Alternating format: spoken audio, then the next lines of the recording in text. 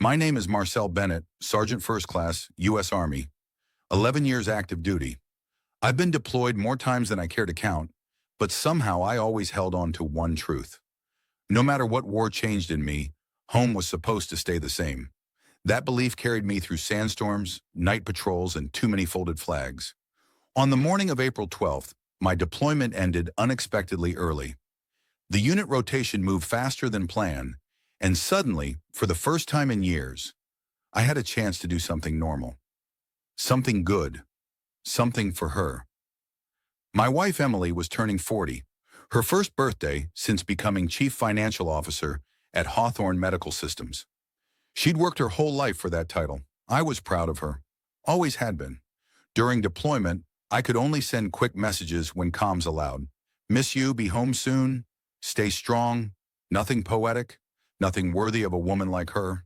So I promised myself that when I finally stepped back onto American soil, I'd make up for every missed moment.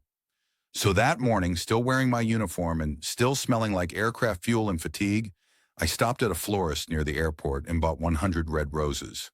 The owner, an older woman with tired eyes, asked if it was a proposal. "No, ma'am," I said. "It's a reminder." She nodded like she understood more than I said. With the roses secured in a tall white box, I drove across town to Emily's office. The headquarters building rose like a glass fortress under a blue spring sky.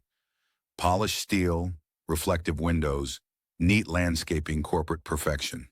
I'd only visited once before, right after her promotion. She'd insisted it wasn't necessary, that her world and my military world didn't overlap well. At the time, I thought she meant schedules, not lifestyles. At the entrance, a sign read, "Staff access only, ID required." I squared my shoulders, balanced the roses in one hand, and approached the security desk. "Good afternoon," I said. "I'm here to see Emily Bennett. She's the CFO. I'm her husband." The security guard, mid-40s, broad-shouldered, with a worn badge that had seen years of service, looked at me, then at the uniform, then back at me. His eyebrows pulled together. Confusion first, then disbelief, then something else, a flicker of awkward sympathy. "You said husband?" he asked. "Yes, sir." He let out a short, almost nervous laugh. Sir, I see Mrs. Bennett's husband every day." The roses shifted slightly in my grip. "I'm sorry?" I asked. He motioned toward the revolving glass doors. "There he is now." I turned. A tall man in a tailored suit walked confidently toward us. Younger than me by maybe 10 years. Silver watch, perfect hair. The kind of man who never had sand in his boots or blood on his hands. He smiled at the guard. "Afternoon, Mike. Tell Emily I handled those approvals." "Yes, sir," the guard replied. "I'll do that." The man glanced at me only briefly, a polite flicker of curiosity, then kept walking. No pause, no recognition, no acknowledgement, like I didn't exist, like I was no one. My hand tightened around the roses until the stems bent. The guard lowered his voice. "Sir, are you sure you're her husband? Because that man, David Sterling, he's been going by Mr. Bennett for over a year." For a moment, I didn't feel the floor beneath me. I'd seen men freeze like that in combat, when the truth hits harder than bullets. I swallowed. Hard. "Thank you," I said, "because training teaches you to stay calm when everything inside you is burning." I stepped away from the desk before the guard could ask anything else. Outside, the spring air felt colder. My heartbeat wasn't fast. It was steady, controlled. The same way it gets before a firefight. At the bench near the parking lot, I sat down and looked at the roses. 100 reminders of a promise I'd carried across oceans. For a long moment, I didn't move. Then a thought settled. Clear. Heavy. I didn't come home early to cause a scene. I came home to learn the truth. So instead of marching into that building, swinging accusations like a weapon, I pulled out my phone, opened the camera, and took a picture of myself, the roses, and the building where my life had just quietly come apart. Then I typed only 3 words, "We need to talk," and hit send. I didn't know what was coming next, but I knew this. War teaches you to face what's real, no matter how much it hurts. And now, It was time to face home. I waited. 5 minutes, then 10, then 20. No response. I kept checking the phone like a man checking for a pulse, hoping what I knew was dead might still be alive somehow. But the screen stayed dark. The roses sat beside me, some stems bent from how tightly I'd held them earlier. A petal fell onto the bench, soft, weightless, yet somehow louder than the Humvees I'd lived beside for months. Finally, after 19 minutes and 30-something seconds, yes, I counted, my phone buzzed. One message. Marcel, when did you get home? Not happy birthday surprise. Not I can't believe you're here. Not even I love you. Just confusion. Neutral. Controlled. Like a business email. I typed back. Just now. I'm outside your building. 3 dots appeared. Disappeared. Appeared again. Then, I'm in meetings all day. I can't step away. I read the message twice, then a third time, just to make sure I wasn't misreading. Meetings. Couldn't step away. Not even for the man who had spent the last 11 months dodging mortars and sleeping on sand. Not even for the husband she used to cry over at airports. Not even for the birthday roses sitting beside me like a joke I hadn't understood yet. I exhaled slowly and texted back. Then I'll wait. No reply. 2 hours passed. I stayed on that bench, watching employees come and go. A group of women whispered when they noticed the roses. One said softly, I hope whoever those are for knows what she has. Another replied, some women forget. Maybe they expected me to smile or explain, but I didn't say a word. Silence is something the military teaches you well. At exactly 4:42 p.m., the office doors opened and people began filing out, laughing, checking phones, heading to cars. Then she appeared. Emily, same brown hair, same soft expression I used to come home to. But something was different, and I felt it in my chest before I could name it. She scanned the parking lot, saw me, and froze. Not shocked, not relieved, not emotional, just calculating. She walked toward me with a briskness that used to be reserved for difficult conversations, like when we discussed whether we could afford a house or when retirement paperwork got complicated. When she reached me, her eyes flicked to the box of roses. Marcel, why didn't you tell me you were coming home early? I stood. Because it was supposed to be a surprise. She adjusted the strap of her purse like she needed something to do with her hands. You shouldn't be here without telling me. I had a full day. This is a lot. A lot. My heart clenched, not with anger, but with familiarity. Soldiers know the moment a situation is already lost before anyone says it aloud. I nodded slowly. Who is David? Her jaw tightened. Barely, but enough. Marcel, please. No, I said quietly, steady. Just tell me. She looked away toward the building, like the answer might be printed on the glass. Then she sighed. Long, tired, practiced. David is someone I've been seeing. A simple sentence, soft, gentle, like she was telling me we needed a new dishwasher. How long? I asked. She hesitated, and that was the real answer. So I asked again, how long? Her eyes lowered. About a year. A year, the entire last deployment. Every letter, every call, every time she said, I miss you. The guard's words echoed, I see her husband every day. I swallowed against the burn rising in my throat. Does he know I exist? A pause, then, yes. That one hurt more than anything else.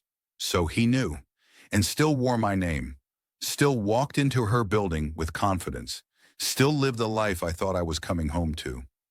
I nodded once, not because I accepted it, but because I needed my body to stay upright.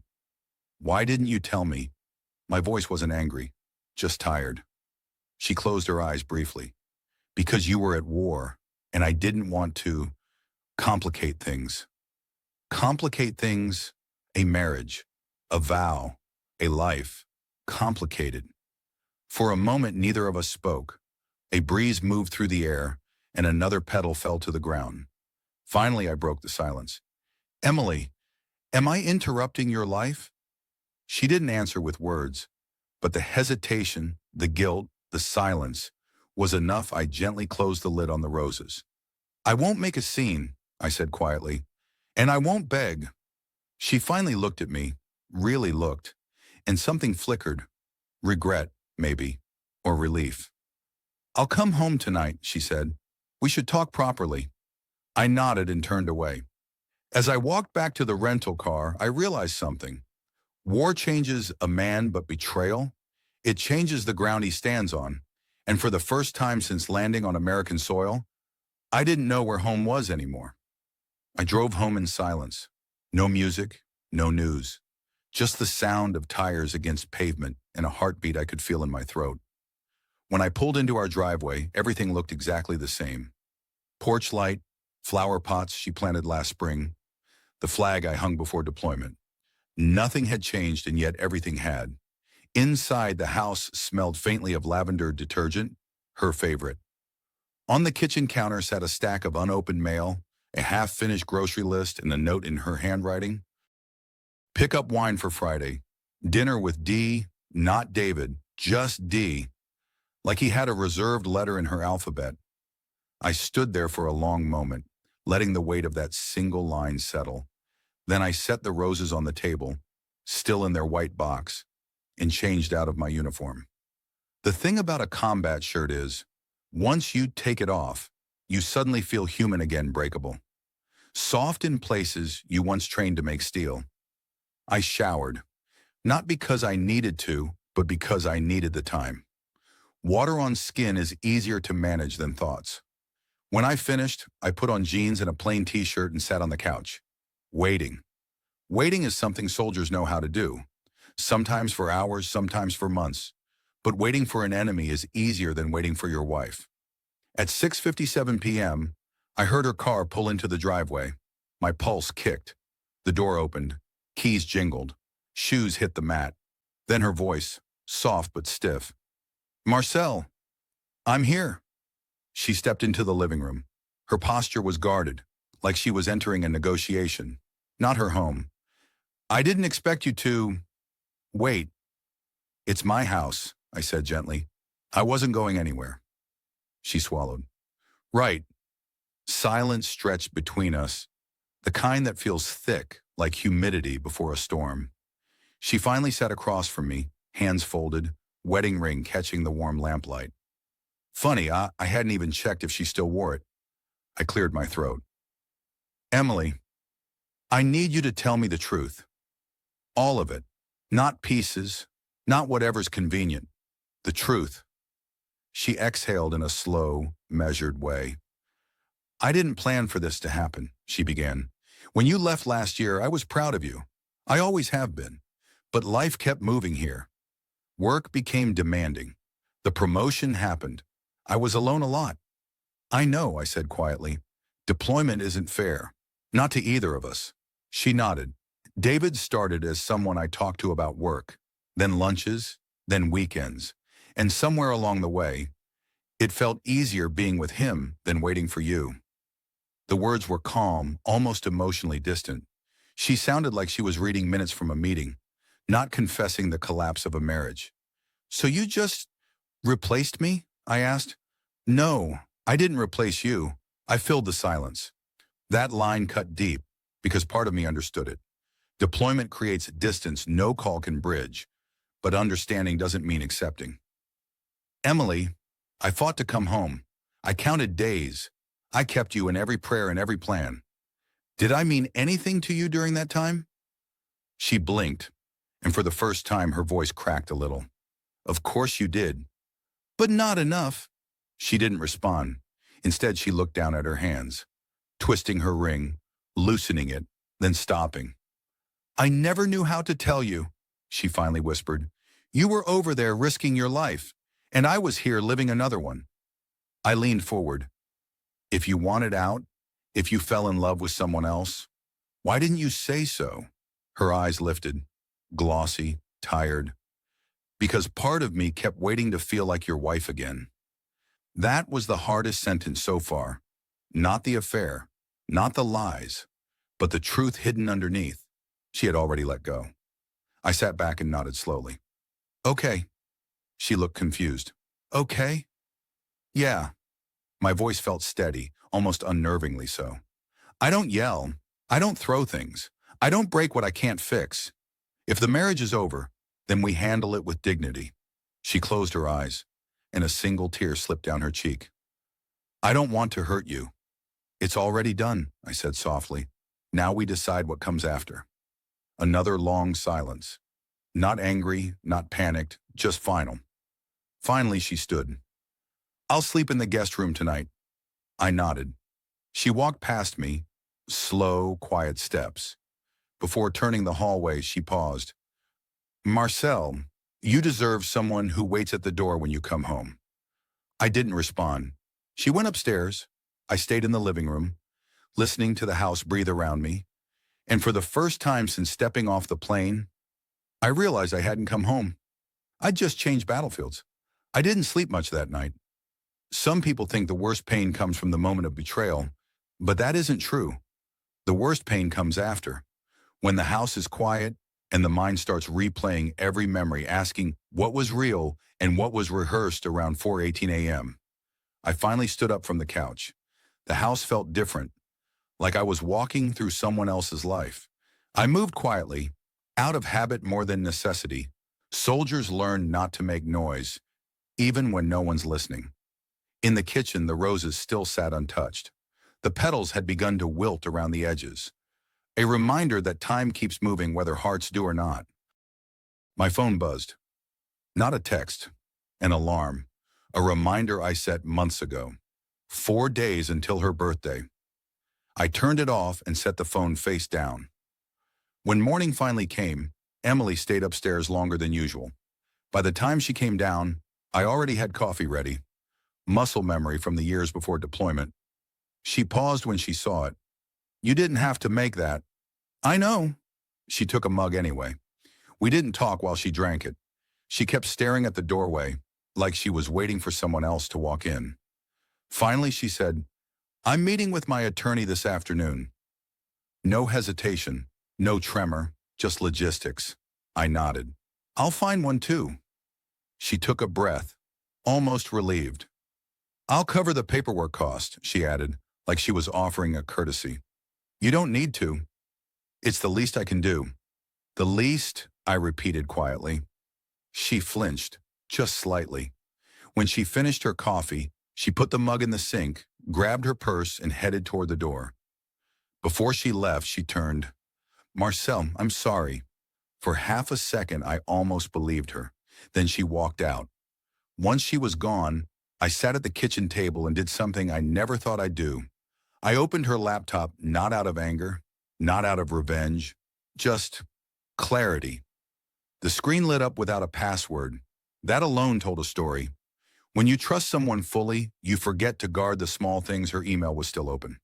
There were messages, hundreds, threaded back months, dinners, trips, inside jokes I didn't understand, plans for the future. Some messages sent while I was in the field. Some sent while I was calling to say I was safe. Some sent minutes after she told me she missed me. There were photos too, not explicit, just intimate. The kind of pictures people send when they feel chosen. A knot tightened in my chest, but I kept scrolling. Methodical, steady. Then I found something else. A folder labeled legal/personal. Inside were drafts, divorce agreements, financial breakdowns, correspondence with an attorney. Most were dated 5 months ago. 5 months. Long before I boarded the plane home. Long before I bought the roses. She had been preparing for a life without me, slowly, quietly. While I was still writing letters that ended with, "Come home to me," I leaned back, closed my eyes, and let the truth settle. This wasn't a mistake. It was a transition she'd already completed. I was just late to the ending. I opened my eyes and noticed a second folder, unmarked, tucked between work files. Curiosity got the better of me. Inside were scanned documents, bank statements, joint accounts, investments, slowly shifting ownership over months. Every transfer was legal, every change subtle, every move planned. She hadn't just moved on emotionally. She'd begun separating our lives long before I stepped off the plane. I stared at the screen and breathed in slowly. Training teaches you many things. how to hold composure, how to detach emotion from action, how to respond instead of react. So I did what I was taught. I gathered evidence, screenshots, file copies, financial timelines. Not because I wanted to destroy her, but because I had learned the hard way that trust without proof is blindness. When I finished, I closed the laptop gently, almost respectfully, because endings don't always need noise. Sometimes they need documentation. That afternoon, I met with a lawyer, a former Marine, judging by his posture and the globe and anchor tattoo on his wrist. He listened without interrupting, eyes steady, jaw still. When I finished, he leaned forward. "Sergeant Bennett," he said quietly, "what you're dealing with isn't just a broken marriage. It's a planned exit strategy, and you need to protect yourself." I nodded. "I'm not here for revenge," I said. "I just want what's fair."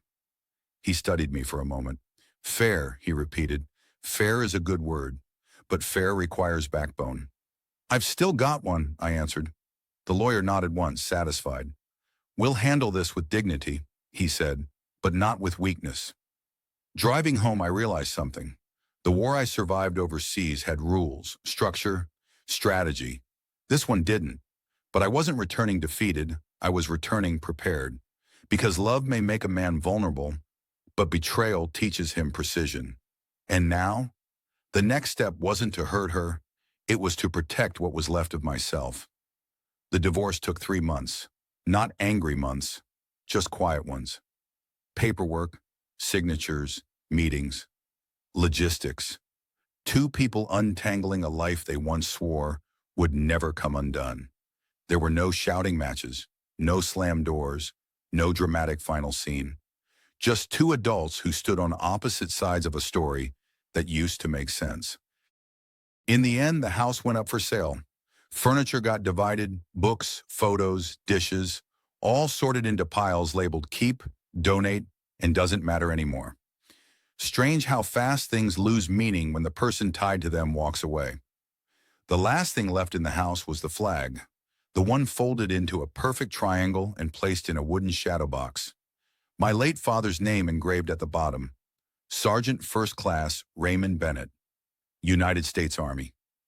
The flag stayed untouched through the entire process. Neither of us ever moved it from the mantle. Maybe because even broken marriages still recognize sacred things. On the final day, we did a walkthrough together, just like people do when buying a home. Only this time, we weren't beginning a chapter. We were closing one. The house echoed without furniture. Doors sounded louder. Footsteps carried farther. The air felt too big. Emily stood near the dining room archway, hands clasped, eyes lowered. "So," she said softly, "this is it." "Yeah," I replied, "this is it." She nodded, then glanced toward the mantle. "You should take the flag." "I am." She hesitated before asking, "Do you hate me?" I took a breath. "Emily, hate takes energy, and I used all of mine trying to stay married."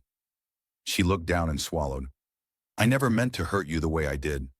"I know," I said, "but you did." Silence settled between us. Not hostile, just final. After a moment, she whispered, "I hope someday you find someone who understands what sacrifice means." I gave a small nod, not because I needed reassurance, but because she needed closure. Then she walked toward the door. Before stepping outside, she turned back. "Goodbye, Marcel. Goodbye." And just like that, the door clicked shut.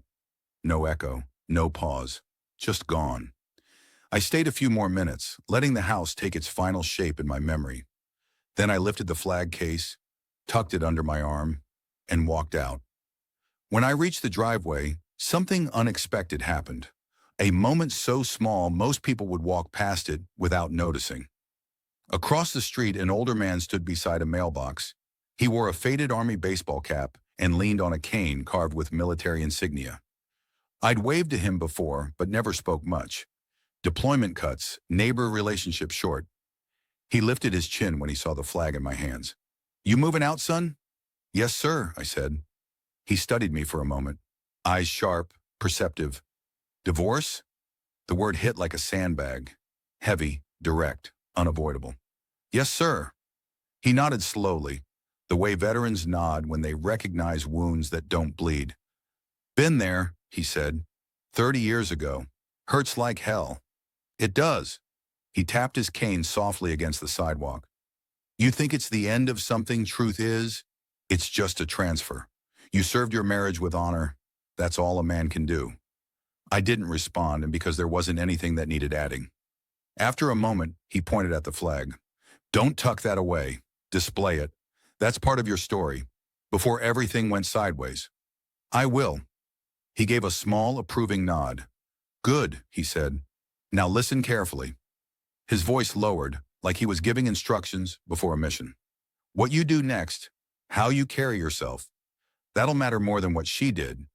You were a soldier before her, and you're a soldier after her. Don't let heartbreak rewrite who you are. Something in my chest loosened. For the first time since coming home, I felt grounded. Thank you, I said quietly. He smiled, a tired but genuine smile. Welcome back home, Sergeant, he said. Takes some of us longer to arrive. I placed the flag gently in the passenger seat of my truck and closed the door. As I drove away, the house grew smaller in the mirror until eventually it disappeared altogether. The road ahead wasn't mapped. There were no orders, no mission briefing, just miles waiting and time offering space to heal. But for the first time since stepping off the plane, I didn't feel lost. I felt like a man beginning again.